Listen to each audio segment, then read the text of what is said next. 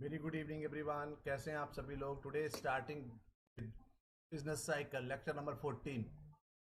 जल्दी से आप लोग सभी लोग जुड़ जाइए ऑनलाइन ताकि सेशन को स्टार्ट कर सकें।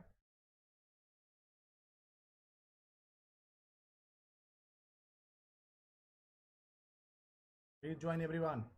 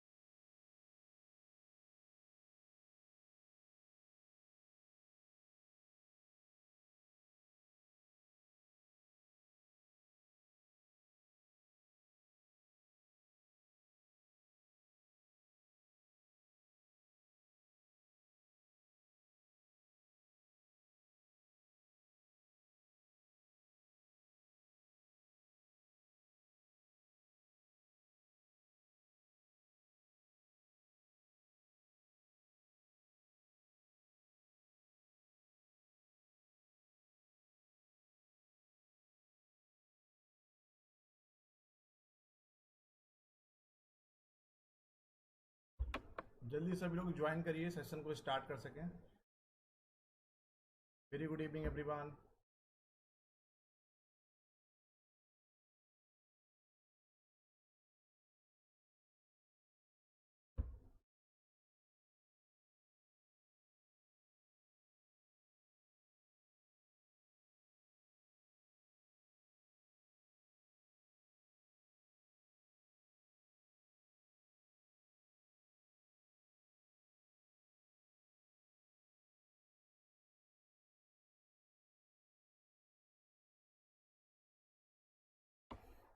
Starting the class with in a very few second. आप लोग जल्दी से ज्वाइन करिए सभी लोग।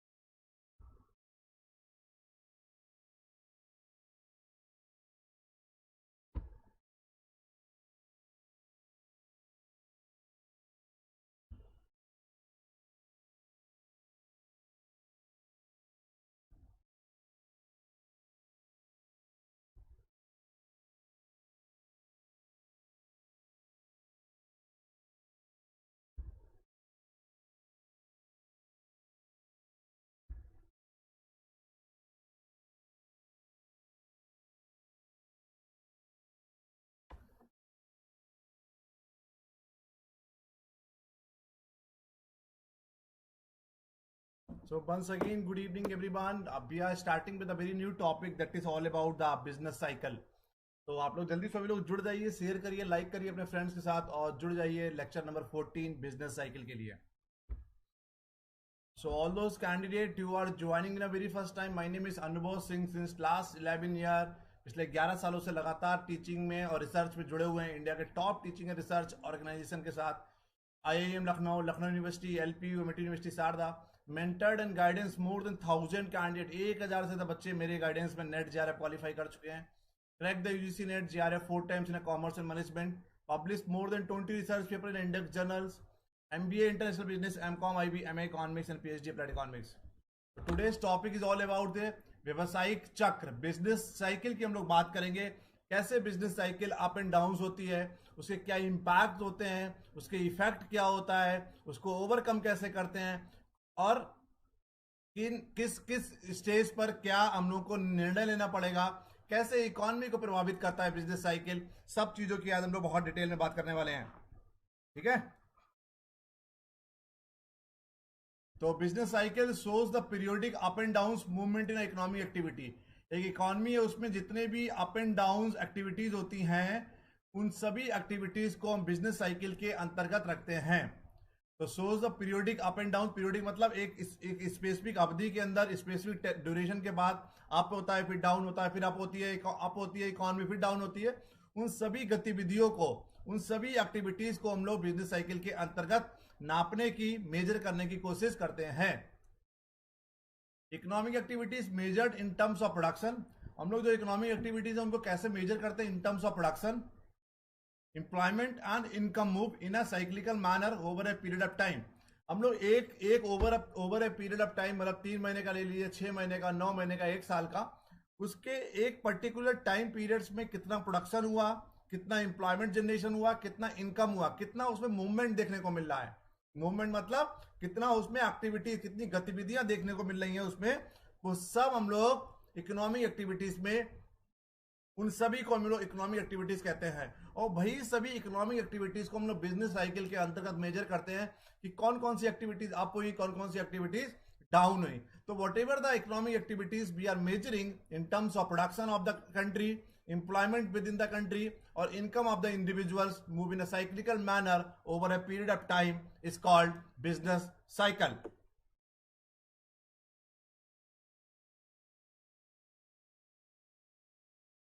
So cyclical movement is characterized by alternative waves of expansion and contraction. expansion मतलब फैलाना, contraction माने संकुचित। तो साइक्लिकल मूवमेंट होता है, साइक्लिकल मूवमेंट इज करेक्टराइज, मतलब करेक्टराइज किस तरीके से हम लोग अल्टरनेटिव वेव्स देखते हैं। कभी आपका एक्सपेंशन हो रहा है, कभी आपका कॉन्ट्रैक्शन हो रहा है। एक्सपेंशन मतलब फैलाना, व्यापार को फैला रहे हैं, कॉन्ट्रैक्शन मतलब संकुचित होना। It's also associated with the alternative period of prosperity and depression. It's associated with the, कब आपकी कंट्री प्रॉस्पेरिटी में है, मतलब ज्यादा बढ़िया पैसा चल रहा है, इकोनॉमी ग्रो कर रही है, और कब आपकी इकोनॉमी डिप्रेशन मतलब मंदी के दौर से गुजर रही है। तो बिजनेस साइकिल के तहत हम लोग यही देखते हैं कि दुनिया के हर इंसान की एक लाइफ साइकिल होती है। एक इंडिविजुअल इंसान की लाइफ साइकिल देखिए, पहले इन्फेंट हुआ, फिर किड हुआ, फिर यंग हुआ, फिर एडल्ट हुआ, फिर कहीं ना कहीं आपका मैच्योरिटी स्टेज आई, फिर ओल्ड एज की आई, फिर कहीं ना कहीं हम लोग डिक्लाइन में सब इंसान की डेथ भी होती है।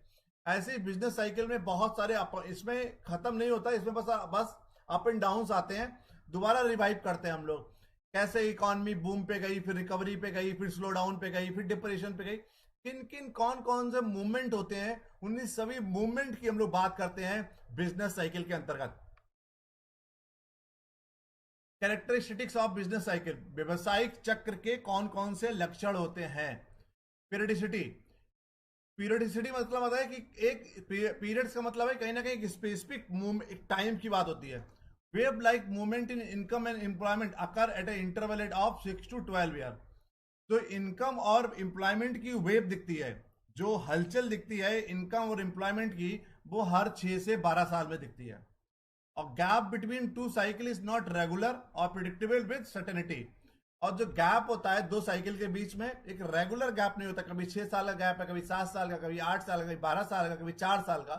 तो depending on the business cycle, depending on the external economies, बाहर की इकोनॉमीज की बात करिए, depending on the external factors, तो it might reduce, it might increase. जो गैप होता है दोनों साइकिल के बीच में रेगुलर नहीं होता, आप उसको प्रिडिक्ट नहीं कर सकते, कभी ज्यादा गैप होता है, कभी कम गैप होता है। तो पीरियडिसिटी का मतलब है कि एक स्पेसिफिक टाइम के बाद, एक स्पेसिफिक समय के बाद इकोनॉमी अप से डाउन पे जाती है, फिर अप पे जाती है, फिर डाउन पे जाती है, फिर अप पे जाती है, उसी को बोल रहे हैं पीरियडिसिटी। सिंक्रोनिज्म, सिंक्रोनाइज होता है सभी को जोड़ना। Impact of all the embracing large section of economy experience the same phase happens because of interdependency of various sectors of the economy। ये क्यों होता है? क्योंकि जितने भी सेक्टर्स आए इकोनॉमी में वो सब आपस में इंटरडिपेंडेंसी है। ऑटोमोबाइल फ्यूल पे है, ठीक है, तो कहीं ना कहीं सभी सेक्टर्स हैं आप में आपस में क्या है, इंटरडिपेंडेंसी है उनकी। बैंकिंग हो गया, पेट्रोलियम हो गया, एफएमसीजी हो गया, टेक्सटाइल हो गया, हमारा ऑटोमोबाइल हो गया, इलेक्ट्रॉनिक हो गया, इलेक्ट्रिकल हो गया। तो जितनी भी इंडस्ट्री है देश में, जितने भी सेक्टर हैं, वो आपस में सब इंटरडिपेंडेंसी है। एक सेक्टर्स के बढ़ने के चक्कर में दूसरे सेक्टर्स के भी प्राइसेस बढ़ते हैं। अभी देखिए फ्यूल, पेट्रोल और डीजल, देखिए पेट्रोल 100 रुपए के आसपास पहुंच गया है, बहुत सारे स्टेट में 100 रुपए भी क्रॉस कर गया, और डीजल भी 90 रुपए के करीब पहुंच गया है। तो आज पेट्रोल और फ्यूल पे पूरी फ्यूल पे कौन कौन सी इंडस्ट्री है? दुनिया की सारी इंडस्ट्री कहीं ना कहीं फ्यूल पे डिपेंडेंट है। भले हम ऑटोमोबाइल इंडस्ट्री की बात करें, हम लोग ट्रांसपोर्टेशन इंडस्ट्री, ये जो इंडस्ट्री है डायरेक्टली इंपैक्ट करती है। तो फ्यूल का प्राइस बढ़ेगा तो ऑटोमेटिकली ट्रांसपोर्टेशन का प्राइस बढ़ेगा, ऑटोमेटिकली हमारा ऑटोमोबाइल में डिमांड मार्केट में कम होगी। सो ये सिंक्रोनिज्म है कि आपस में सभी सेक्टर जुड़े हुए हैं, एक सेक्टर्स के बढ़ने से दूसरे सेक्टर्स पे प्रभाव पड़ता है। Self reinforcing, due to the interdependency in the economy, cyclical movement faced by one sector spread to other sectors in the economy, from one economy to the other economies. Thus, the upward swing of the cycle is reinforced. Reinforced मतलब खुद से दोबारा क्या, revive करने के लिए, दोबारा आपकी तरफ जाने के लिए, रिवाइव करना जिसको बोलते हैं हम लोग, स्वचालित ऐसे बोल सकते हैं हिंदी में। Thus the upward swing of the cycle reinforced for further upward movement and vice versa. Economy सब आपस में इंटरडिपेंडेंसी है। एक इकोनॉमी बूम पे गई तो एक सेक्टर बूम पे गया तो उसके रिलेटेड जितने भी सेक्टर हैं वो ऑटोमेटिकली रीइंफोर्स करते हैं, ऑटोमेटिकली स्वचालित होते हैं, ऑटोमेटिकली वो सेक्टर चलते हैं और इकोनॉमी में ग्रो आता है। इकोनॉमी फिर बूम पे जाएगी, फिर डिप्रेशन पे जाएगी, फिर रिकवरी पे जाएगी। तो एक इकोनॉमी है वो अपने आप में सेल्फ रीइंफोर्समेंट करती है, स्वचालित करती है, खुद से चलती है, क्योंकि एक सारे के सारे सेक्टर आपस में इंटरडिपेंडेंट है, आपस में सब जुड़े हुए हैं। एक सेक्टर पे प्रभाव पड़ने से दूसरे सेक्टर पे प्रभाव पड़ता है। ठीक है, यहां तक कोई डाउट? बेसिक बिजनेस साइकिल समझ में आ गया होगा आपको।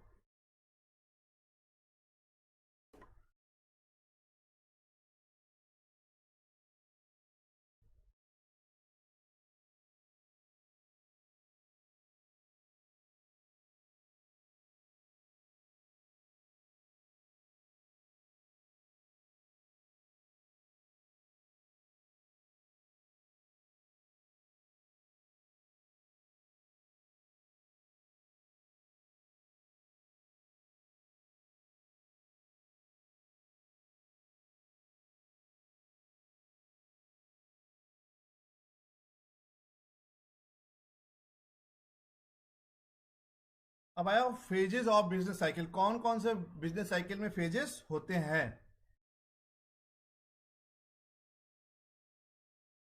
कौन कौन से फेजेस होते हैं देखिए, आपको साफ दिख रहा होगा फोटो से। देखिए,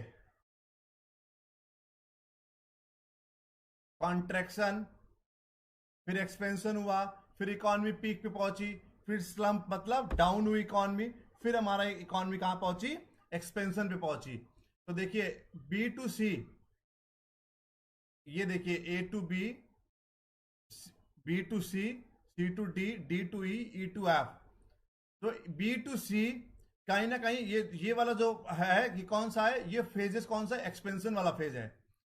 भाई हम लोग सी से डी वाला देखेंगे, ये कौन सा? पीक पे है, इकोनॉमी कहां पर है? पीक पे अपने। फिर डी से ई वाला कौन सा है? ये रिसेशन वाला फेज है, मंदी का दौर चल रहा है। कौन सा दौर चल रहा है? मंदी का दौर चल रहा है। डी से ई स्लम्प, डाउन इकोनॉमी डाउन पे जा रही है। ठीक है, क्लियर? और फिर ए टू बी, ये ए टू बी वाला, और ई टू एफ ये कौन सा है? ट्रॉ, या जिसको हम लोग बोलते हैं डिप्रेशन, आर्थिक मंदी की दौर गुजर रहा है। किधर गुजर रहा है? आर्थिक मंदी, मतलब बहुत ज्यादा मंदी के दौर से गुजर रहा है। तो एक फेजेस है इकोनॉमी, पूरे 6 से 12 सालों में इकोनॉमी की लाइफ साइकिल होती है जो पूरी इकोनॉमी रिवाइव करती है। तो time gap between two bout of trough between B to E और peak from D to G, D to G, यहां से लेकर यहां तक, G can vary from 6 to 12 year. तो पूरी इकोनॉमी की जो साइकिल होती है ऑफनली प्राय माना ये जा रहा है कि 6 से 12 साल में अपने आप रिवाइव करती है, अपने आप कॉन्ट्रैक्शन की स्टेज पे होगी, फिर इकोनॉमी एक्सपेंशन पे जाएगी, फिर पीक पे जाएगी, फिर कॉन्ट्रैक्शन, फिर स्लम्प, फिर एक्सपेंशन। तो इकोनॉमी ऐसे ऐसे कर कर लगातार 6 से 12 सालों में अपने आप ऊपर नीचे होती रहती है। For 3 to 5 year economy experience growth, 3 से 5 साल में इकोनॉमी एक्सपीरियंस कर रही है, अनुभव कर रही है growth. Then for another 3 to 5 year it faces the contraction और रिसेशन। शुरू के 3 से 5 साल में इकोनॉमी क्या कर रही है, एक्सपेंशन, उसको लग रहा है कि इकोनॉमी एक्सपीरियंस कर रही है, कि इकोनॉमी ग्रो कर रही है, इकोनॉमी पैसा कमा रही है, इकोनॉमी मजबूत हो रही है। बट अगले 3 से 5 साल में फिर लगता है कि इकोनॉमी मंदी के दौर से गुजर रही है। GG is the steady growth line, ये जी और ये GG is the steady growth line to show the general trend is that of growth. तो नॉर्मली देखते हैं कि ग्रोथ कितनी हुई, यहां से लेकर यहां तक की ग्रोथ हुई है। तो पूरी साइकिल 6 से 12 साल में किस तरीके से चलती है वही बताने की कोशिश की है कि कौन कौन से फेजेज होते हैं बिजनेस साइकिल में। यहां से 100% क्वेश्चन आता है, नोट कर लीजिएगा, नोट्स आप लोग को मिल ही जाते हैं जो पेड ग्रुप है उनमें। तो time gap between the two bouts of trough from B to E और peaks from D to G can vary from 6 to 12 year. For 3 to 5 year economy experience growth, starting में economy growth experience करती है, उसके बाद economy फिर down की तरफ चली जाती है, डाउन मतलब मंदी के दौर से गुजर जाती है। तो ये एक लाइन है, ब्लू लाइन है बिल्कुल, ये एक स्टडी ग्रोथ लाइन को दर्शाती है। तो expansion B to C to D peak, D to E slump recession, और ई टू एफ और ए टू बी ये कौन सा ट्रॉ या आर्थिक मंदी के दौर से गुजर रहा है देश। अब आया फेजेस ऑफ बिजनेस साइकिल। पहला हुआ expansion, when all the macro economic variables like output, employment, income, consumption increase. तो जितने भी मैक्रो इकोनॉमिक वेरिएबल्स होते हैं, एक्सपेंशन की स्थिति में क्या होता है, सब कुछ बढ़िया चल रहा होता है, प्राइस मूव अप, प्राइस बढ़ता है, money supply increase, self reinforcing features of business cycle pushes the economy upward. तो एम्प्लॉयमेंट की अपॉर्चुनिटी भी खूब मिल रही है, लोग पैसा भी खूब कमा रहे हैं, कंजम्पशन भी खूब हो रही है। सो सीधी सी बात है कि इकोनॉमी एक हेल्दी इकोनॉमी होती है। यहाँ पे कौन सी होती है, हेल्दी इकोनॉमी होती है बच्चों। कौन सी इकोनॉमी, हेल्दी इकोनॉमी। मुद्दा क्या है, मुद्दा ये समझिए, जैसे कि कहते थे कि सप्लाई क्रिएट्स ओन डिमांड। जब मार्केट में पैसा होगा तो मार्केट में पैसा होगा, लोगों के पास पैसा होगा तो मार्केट में पैसा होगा, लोगों की डिमांड बढ़ेगी तो प्रोडक्शन बढ़ेगा, प्रोडक्शन बढ़ेगा तो एम्प्लॉयमेंट बढ़ेगा, एम्प्लॉयमेंट बढ़ेगा फिर डिमांड बढ़ेगी, फिर प्रोडक्शन बढ़ेगा, फिर मार्केट में एम्प्लॉयमेंट जनरेशन होगा। तो एक्सपेंशन की स्थिति ऐसी स्थिति बोली जाती है बिजनेस साइकिल की जहां पर सारे के सारे मैक्रो इकोनॉमिक वेरिएबल्स अपने बढ़िया कर रहे होते हैं, आउटपुट चरम सीमा पे होता है, एम्प्लॉयमेंट भी बहुत बढ़िया होता है, लोगों को रोजगार मिलता है, इनकम भी लोगों की बढ़ रही होती है, कंजम्पशन भी इंक्रीज हो रहा होता है, प्राइस मूव करता है, उसके साथ साथ मनी सप्लाई भी बढ़ती है, सेल्फ रिइंफोर्सिंग स्वचालित इकोनॉमी रिइंफोर्स करती है, और बिजनेस साइकिल ऊपर की तरफ बढ़ती है। कहां की तरफ, अपवर्ड। बिजनेस साइकिल ऊपर की तरफ बढ़ती है। ठीक है बच्चों, समझ गए, फिर डाउट। एक्सपेंशन के बाद अगला आया पीक, चोटी, सबसे ऊपर। The highest point of growth refers to as a boom. Boom पे पहुंच गई इकोनॉमी, कहां पहुंच गई, बूम पे पहुंच गई इकोनॉमी, पीक पे पहुंच गई। Stage beyond the which no further expansion is possible, C is the downward turning point.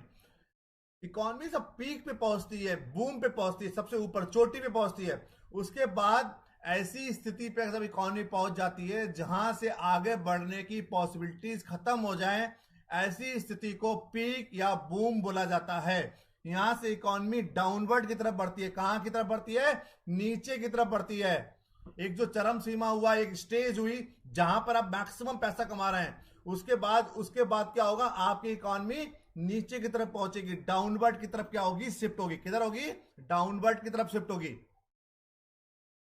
Contraction and recession means the slowing down the process of all the economic activities. अब economy boom के पास कहां पहुंची, contraction, संकुचित, recession, मंदी की तरफ पहुंची। कहां पहुंच गई, मंदी की तरफ पहुंच गई। It means the slowing down process of all the economic activities going on the slow down की तरफ पहुंच गई। हमने आपको बताया एक बार पीक पे पहुंच गए, चोटी पे पहुंच गए, उसके बाद आप क्या हो गए, हल्के हल्के डिक्लाइनिंग पे पहुंचोगे, हल्के हल्के डाउनवर्ड।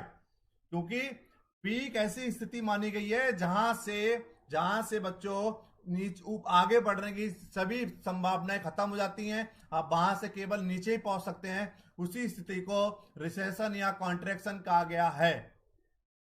अब आया ट्रो और स्लम्प, ये एक ही बात है। स्लम्प मतलब और मंदी। The lowest EBV of economic cycle, मतलब लोएस्ट आप economic cycle followed by the next turning point A cycle when new growth process start afresh. ये यहां से फिर नया ग्रोथ प्रोसेस स्टार्ट होता है। स्लम्प के पास आप पहले कॉन्ट्रैक्शन, फिर मंदी के दौर के पहुंचे, मंदी के बाद स्लम्प पे पहुंच गए। स्लम्प के पास, स्लम्प एक ऐसी स्थिति होती है जहां उसके नीचे आप नहीं जा सकते। स्लम्प इससे आखिरी स्थिति हो गई। उसके बाद कहां जाओगे, सीधे फिर ऊपर की तरफ बढ़ोगे आप, समझ गए।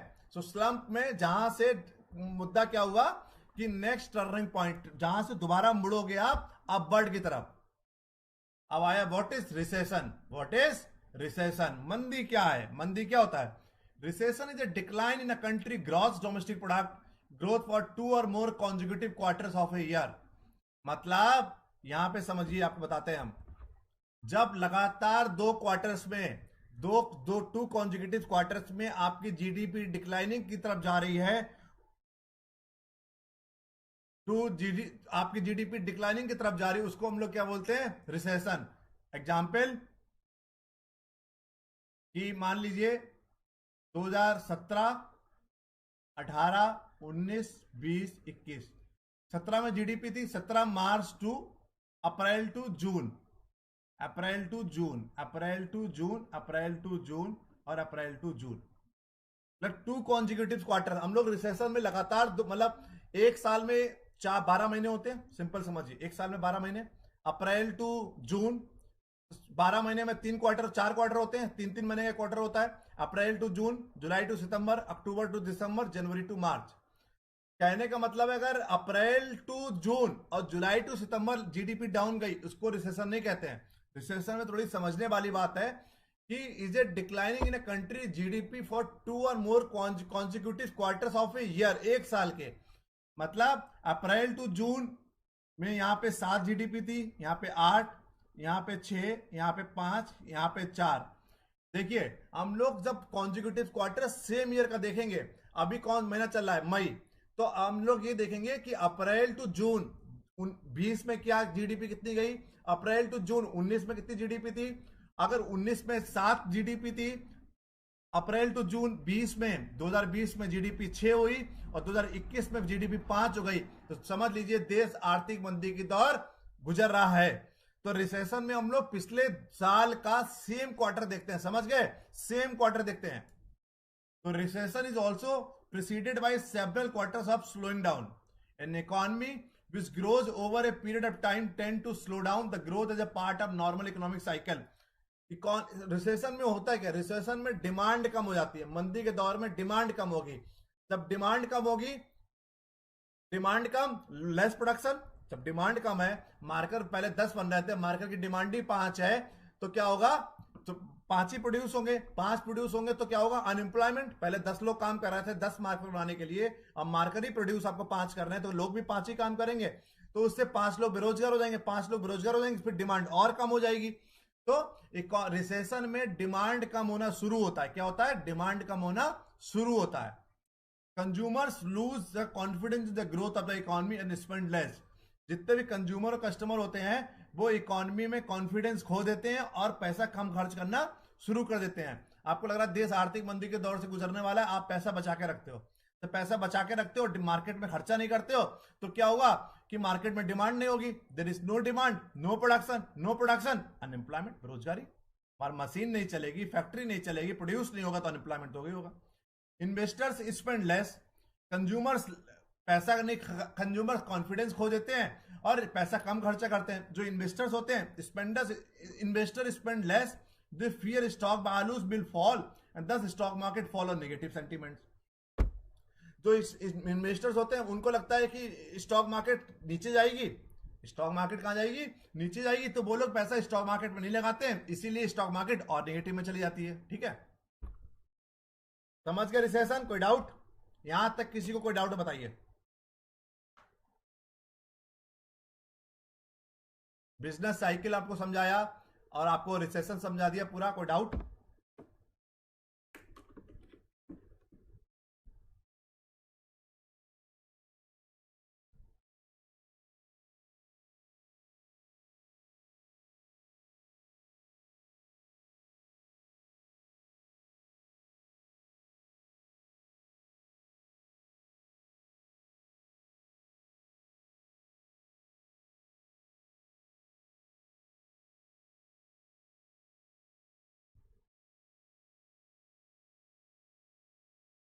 नहीं बनी शॉपिंग नहीं डाउट? यहां तक कोई डाउट किसी को?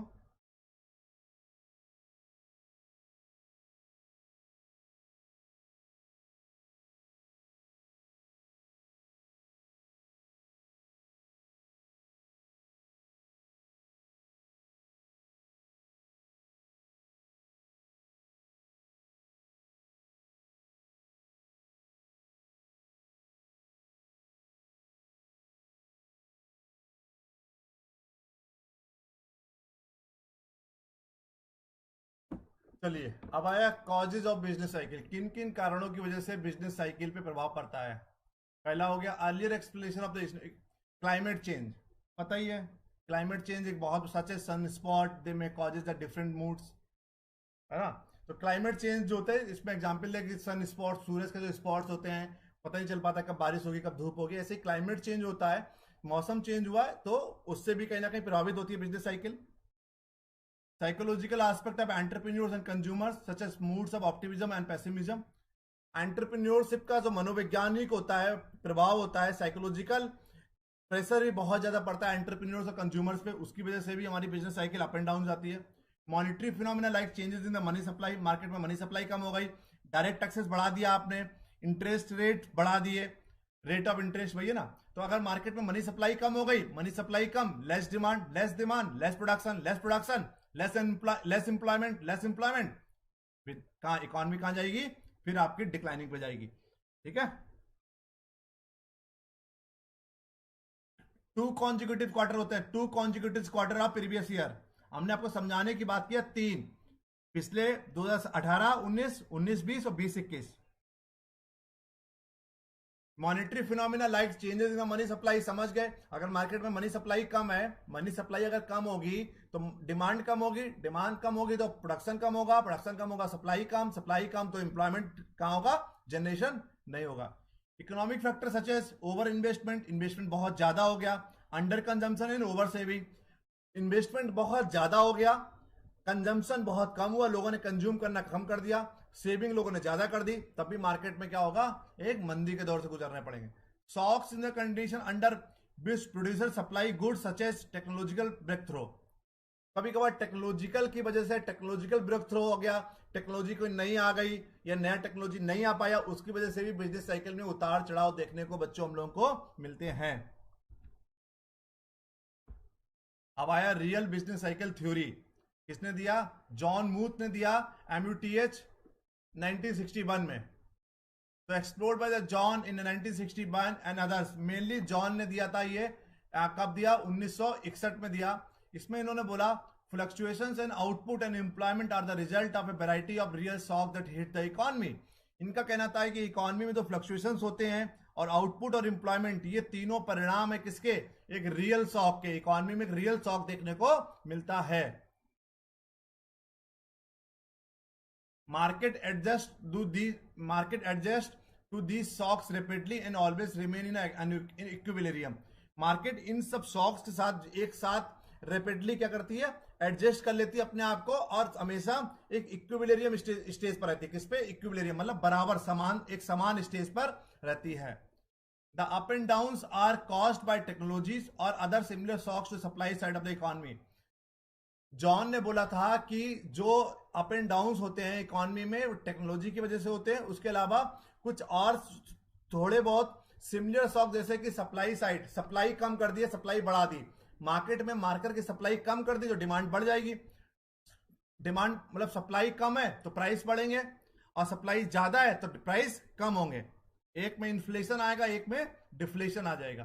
तो जॉन ने बोला है कि रियल बिजनेस साइकिल थ्योरी में कि अप एंड डाउन जो होते हैं इकोनॉमी में वो एक टेक्नोलॉजी फैक्टर की वजह से होते हैं, उसके अलावा supply side of the economy भी एक बहुत बड़ा रोल प्ले करती है। Highlight the importancy of supply side of business. सही में सप्लाई साइड ऑफ बिजनेस एक बहुत बड़ा रोल प्ले करती है। Reflect the outcomes of rational decision made by many individuals, minimise the role of normal fluctuation and money. इन्होंने बोला है कि जो नॉमिनल फ्लक्चुएशंस होते हैं इकोनॉमी में और पैसे का बहुत बड़ा रोल नहीं है। जी जॉन की कहने वाले हैं, इसमें आप लोगों को दिमाग नहीं लगाना है, ये आपको केवल याद करना है, क्योंकि we can not interpret, we can not analyse the things. बस जो जॉन ने बोला वो हमको याद करना पड़ेगा कि नॉमिनल फ्लक्चुएशंस को हम लोग इसमें ध्यान नहीं देते। आगे रियल बिजनेस साइकिल में postulate that a boom will occur. कब बूम होगा? With the invention of productivity increasing device, entrepreneur increase the investment, expand the output and employ more people. इनका कहने का मतलब है कि बूम कब आएगा इकोनॉमी में? जब एक नया टेक्नोलॉजी आप प्रयोग करेंगे, नया टेक्नोलॉजी यूज करेंगे, प्रोडक्टिविटी बढ़ेगी, प्रोडक्टिविटी बढ़ेगी तो एंटरप्रेन्योर अपना इन्वेस्टमेंट बढ़ाएगा, एंटरप्रेन्योर इन्वेस्टमेंट बढ़ाएगा, आउटपुट बढ़ेगा, फिर अगर आउटपुट बढ़ेगा तो लोगों को और रोजगार मिलेगा। इनके कहना है रिसेशन कब आएगा? Recession will occur when new advance lacking, productivity low, that point employees rationally choose not to produce as much. Boom कब आएगा आपको पता हो गया। रिसेशन कब आएगा? जब आप एडवांस टेक्नोलॉजी यूज नहीं करेंगे, प्रोडक्टिविटी आपकी लो होगी, इंप्लॉयज क्या करेंगे? रैशनली ये चूज करेंगे कि ज्यादा प्रोड्यूस मत करो। Although booms are nicer than recession, पता ही है बूम्स अच्छा होता है रिसेशन से, but there is no need to react to either at the represent the waste use of the opportunity available.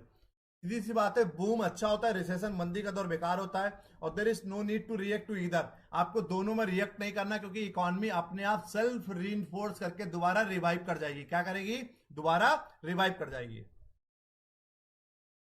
अब आया इफेक्ट ऑफ बिजनेस साइकिल। क्या इफेक्ट ऑफ बिजनेस साइकिल?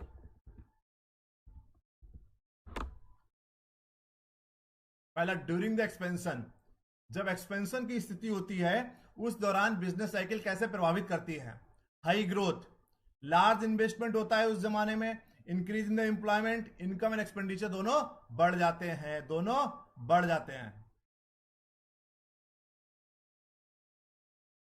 ठीक है, तो ड्यूरिंग एक्सपेंशन हाई ग्रोथ देखने को मिलती है, लार्ज इन्वेस्टमेंट होता है, इंक्रीज इन द एम्प्लॉयमेंट और income and expenditure. Inflation, increase in the investment forces more money supply in the system. जब इन्वेस्टमेंट बढ़ता है सिस्टम में, मनी सप्लाई बढ़ती है, मनी सप्लाई बढ़ती है तो demand for factor input increase, फिर डिमांड इंक्रीज होती है, डिमांड बढ़ता है तो प्राइस बढ़ते हैं, price increase which increase the cost of production, so wages and prices of goods also increase.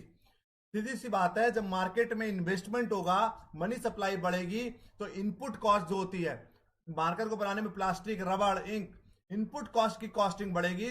जब इनपुट कॉस्ट बढ़ेंगे तो प्राइसेस बढ़ जाएगा, प्राइसेस बढ़ेगा तो कॉस्ट ऑफ प्रोडक्शन बढ़ेगा, कॉस्ट ऑफ प्रोडक्शन बढ़ेगा तो क्या होगा? Wages and prices of goods also increase.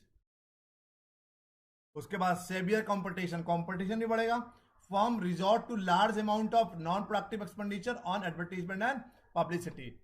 Competition बढ़ता है तो क्या होता है? कंपनी को बहुत ज्यादा पैसा नॉन प्रोडक्टिव एक्सपेंडिचर करना पड़ता था, जैसे कि पब्लिसिटी करनी पड़ती है और एडवर्टीजमेंट करना पड़ता है। ये तो था during expansion, high growth, inflation, severe competition. अब आया effect of business cycle during recession. जब मंदी के दौर से होता है तब क्या करते हैं? Excess inventory, those firm which had produce the abundance during expansion face the problem of maintaining unsold items.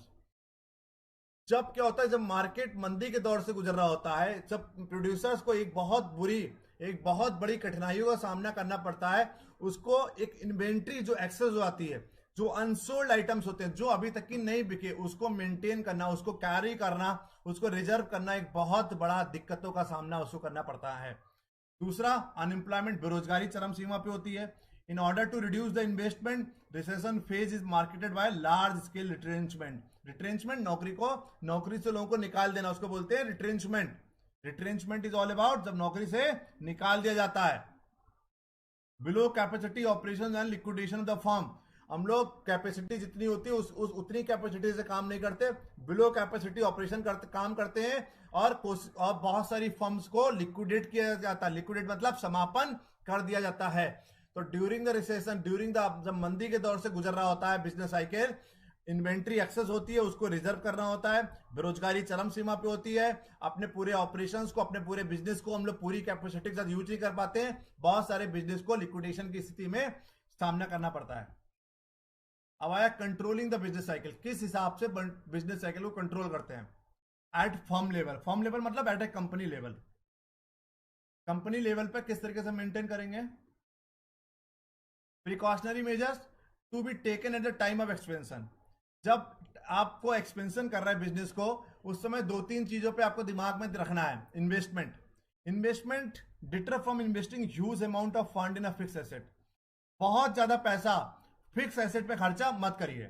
Fix asset मतलब बड़ी बड़ी बिल्डिंग्स बनाइए, मशीन, क्योंकि जब फिक्स एसेट पे बहुत ज्यादा पैसा खत्म कर दिया और फैक्ट्री बंद हो गई या मंदी के दौर से गुजर रहा है, उस समय फिक्स एक्सपेंसेस का, फिक्स एसेट का पैसा निकालना बहुत मुश्किल हो जाता है। तो आपको प्रिकॉशनरी मेजर, कौन से मेजर्स लेने हैं, प्रिकॉशनरी मेजर्स लीजिए, सुरक्षित तरीके से चलिए, आप सोच समझ के चलिए। लोग कहते हैं फूक फूक के कदम रखना, तो सोच समझ के चलिए। इन्वेस्टमेंट कम करिए, इन्वेंट्री बहुत ज्यादा मत करिए, should not create large inventory of raw material और फिनिश गुड। ना तो आरपीएससी का वीडियोस मिलेगा, लगातार वीडियोस पड़े हुए हैं, लगातार वीडियोस मिलते रहेंगे आपको आरपीएससी का, राजस्थान असिस्टेंट प्रोफेसर का भी। Inventory should not create large inventory और रॉ मटेरियल और फिनिश गुड्स, ठीक है। आप ना तो रॉ मटेरियल बहुत ज्यादा रखिए और ना तो फिनिश गुड्स बहुत ज्यादा रखिए, क्योंकि अगर बहुत ज्यादा इन्वेंट्री रखोगे, जब देश मंदी के दौर से गुजर रहा होगा, जब रिसेशन के दौर से गुजर रहे होंगे, उस दौरान आपको इन्वेंट्री कैरी करनी पड़ जाएगी, उस इन्वेंट्री को रिजर्व करना पड़ेगा, उसमें कॉस्टिंग भी इन्वॉल्व होगी और पैसा भी फालतू फालतू में जाएगा। प्रोडक्ट, प्रोडक्ट को डाइवर्सिफाई करिए, diversify in different market and different product, that risk is diversify. आप केवल मार्कर बना रहे हैं तो रिस्क आपका ज्यादा होगा, मार्कर के साथ लैपटॉप भी बना रहे हैं, हेडफोन भी बना रहे हैं, मोबाइल भी बना रहे हैं। जब बिजनेस को डाइवर्सिफाई करेंगे, प्रोडक्ट को डाइवर्सिफाई करिए, खाने का सामान भी बनाइए, मोबाइल भी बनाइए। जब बिजनेस डाइवर्सिफाई होगा, और डाइवर्सिफाई बिजनेस डिफरेंट मार्केट में करिए, लखनऊ में सामान भी बेचिए, दिल्ली में भी बेचिए, पंजाब में भी बेचिए, उड़ीसा में भी बेचिए, कलकत्ता में भी बेचिए, मुंबई भी बेचिए। जब व्यापार भी डाइवर्सिफाई होगा, जब व्यापार डाइवर्सिफाई होगा, डिफरेंट प्रोडक्ट्स होंगे, तो रिस्क भी हमारा डाइवर्सिफाई हो जाएगा। यस राहुल, बीएडीएम का भी बहुत सारी वीडियोस हमारे चैनल पे पड़ी है, चैनल सब्सक्राइब करिए आप, और आपको वीडियोस सभी मिल जाएंगे आपको। पहला था प्रिकॉशनरी मेजर, दूसरा हुआ क्यूरेटिव मेजर्स। क्यूरेटिव मेजर्स में pricing, flexibility should be the right strategy so that during the recession price may be adjusted to increase the demand without eating away the margins. Pricing अपना बहुत control में pricing करिए, flexibility should be the right strategy. Prices में flexibility रखिए, कभी price बढ़ा दीजिए, कभी प्राइसेस कम कर दीजिए। कॉस्टिंग, कॉस्टिंग इनपुट कॉस्ट कम रखिए, कंट्रोल द वेस्टेज, बर्बादी कम करिए और ओवरऑल कॉस्ट को कम करिए। राहुल जी, रिकॉर्डेड क्लास मिल जाएंगी, इस लेक्चर के बाद मैसेज करिएगा, व्हाट्सएप नंबर लिखा हुआ है ऊपर, उस पर मैसेज करिएगा, रिकॉर्डेड क्लास आपको सब मिल जाएगी। वो पहले था एट ए फर्म लेवल, अब आया controlling business cycle at a government level. सरकार को क्या क्या करना चाहिए, monetary measures, rediscount rate, expansion और recession, increase the rediscount rate to curb the money supply. Money supply, expansion के टाइम में मनी सप्लाई को रीडिस्काउंट का रेट करिए ताकि मनी सप्लाई को रोक सके। Recession, reduce the rate to increase the money supply, उस एक्सपेंशन के दौर में मनी सप्लाई को कम करना है, रिसेशन के दौर में मनी सप्लाई को बढ़ाना है। रिजर्व रेशियो, ये कौन करेगा maintain, RBI, reserve bank of India, central bank. Expansion, ratio और increase so bank are left with the less cash to be extended as a credit. आप रेट बढ़ा दीजिए, आपको पता है रेपो रेट अगर बढ़ा देंगे, रेपो रेट वो रेट होता है जिस रेट पर कॉमर्शियल बैंक सेंट्रल बैंक से लोन लेती हैं। अगर रेपो रेट की रेट बढ़ा देंगे, अगर कॉमर्शियल बैंक को लोन महंगा मिलेगा तो उनके पास वो आगे लोन कम बांटेंगी। तो एक्सपेंशन के दौर में रेपो रेट के रेट्स बढ़ा दीजिए, इंटरेस्ट रेट बढ़ा दीजिए, ताकि बैंकों के पास पैसा कम रह जाए और बैंक के क्रेडिट पे पैसा कम दे सकें। रिसेशन के दौर में रेशियो को कम कर दीजिए, repo rate, reverse repo rate, ठीक है। अब आया कंट्रोलिंग द बिजनेस साइकिल में ओपन मार्केट ऑपरेशन, ओएमओज। एक्सपेंशन में करिए सेल, सिक्योरिटीज को सेल कर दीजिए, रिसेशन में सिक्योरिटीज को बाय करिए। एक्सपेंशन में सेल, रिसेशन में buy. Selective credit control, banks are advise to extend credit to certain areas while restrict to certain other areas. Selective credit control, बैंकों को सलाह देने चाहिए कि कुछ एरियाज में क्रेडिट फैसिलिटी को बढ़ाइए, कुछ एरियाज में रेस्ट्रिक्ट कर दीजिए। ये बेकार है, इसको मतलब नहीं है। एक बार देख लीजिए इसको भी। पहले थे मॉनिटरी मेजर्स, अब आए फिजिकल मेजर्स। पब्लिक एक्सपेंडिचर, सरकार जब पैसा खत्म करती है। एक्सपेंशन के दौरान government reduce the expenditure to curtail the demand, सरकार को अपने खर्चे कम कर देने चाहिए जिससे डिमांड को कम कर सकें। रिसेशन के दौरान जब देश मंदी के दौर से गुजर रहा है, government increase the expenditure on various activities like health, transport, communication to increase the income of individual.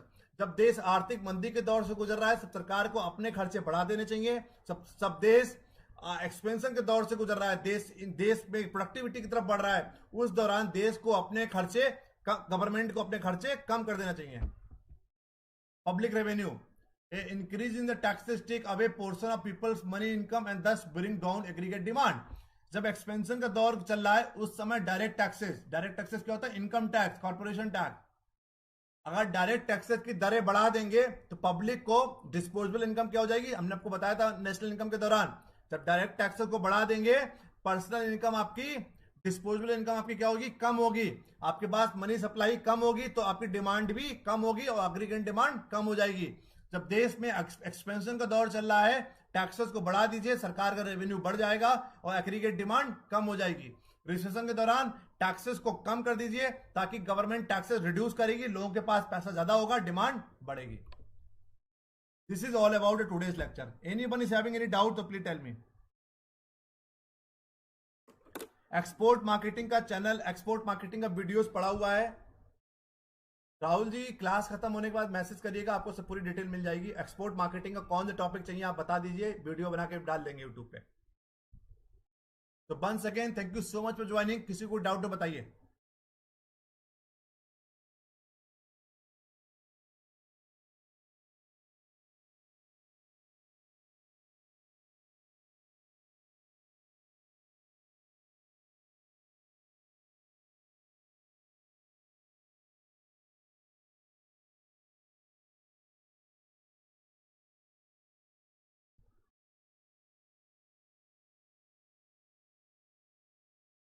जिन्होंने अभी तक ये चैनल सब्सक्राइब नहीं किया जल्दी सब्सक्राइब करिए, लाइक करिए, सब्सक्राइब करिए, शेयर करिए अपने दोस्तों के साथ।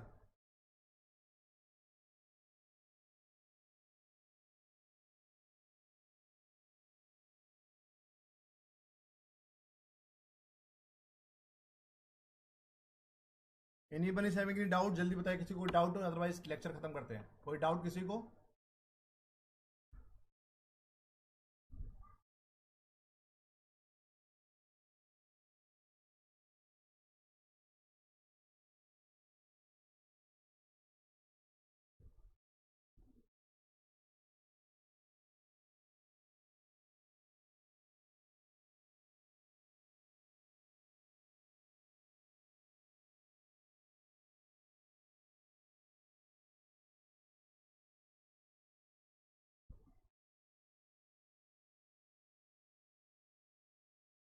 तो once again thank you so much for joining बच्चों, टेक केयर।